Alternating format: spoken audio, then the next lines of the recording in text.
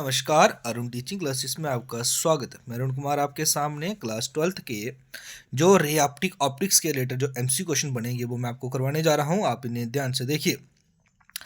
पहला क्वेश्चन है, which one of the following phenomena is used in optical fibres. Optical fibres में कौन से फिनोमेना के ऊपर बेस्ड है?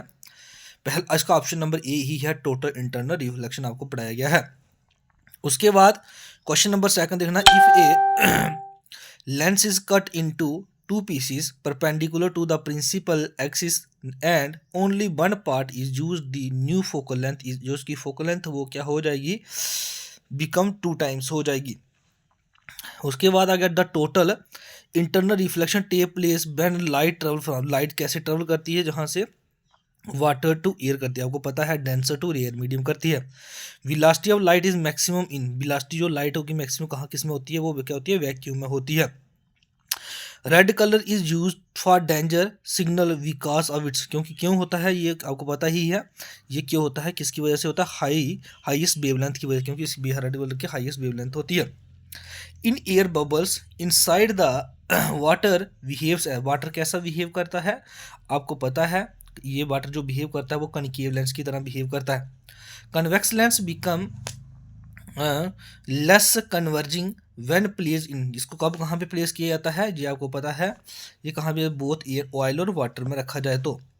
Linear magnification of the plane mirror is, आपको पता है लीनियर प्लेन मिरर की होती है, ये +1 होती है।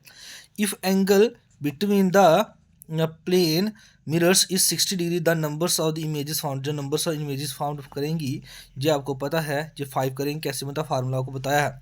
In dispersion of light through a glass prism angle of the deviation is minimum for, minimum deviation किसके लिए होती है, ये होता है रेड कलर के लिए होता है।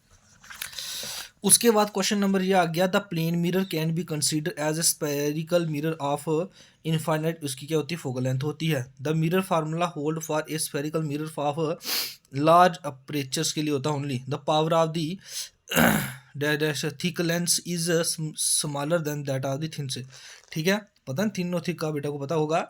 Magnification power and magnification produced by the lens are different from to each other, ठीक है। the substance has critical angle 45 degree for yellow light, it is the refractive index उसका जो होता है 1.414 होता है, ये आपको करवाया गया है।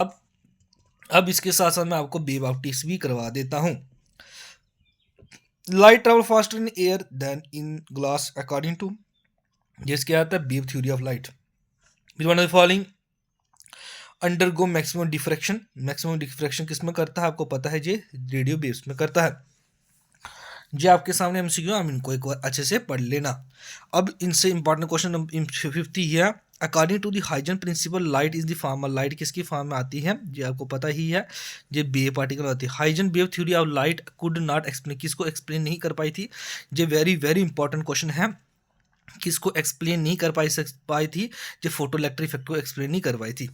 उसके बाद क्या आता है, bending of the light into regionals of the geometrical shadow is called, उसे क्या बोला जाता है, ये आपको पता है, जो diffraction. Polarised light can be produce by, किसकी वजह से प्रोड्यूस होती है, जी आपको पता है स्कैटरिंग की वजह से। The shape of the wave front emitted by the light source in the form of the narrow slit is, उसे आपने देखा था वहाँ पे, ये क्या कौन सा प्रोसेस बना था, ये बना था सिलेंड्रिकल की वजह से, ठीक है।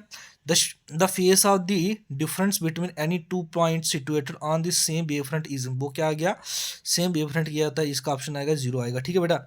अगर और किसी प्रकार का कोई डाउट है तो मेरे से कमेंट कर सकते हो। अभी हमारे साथ बने रहना।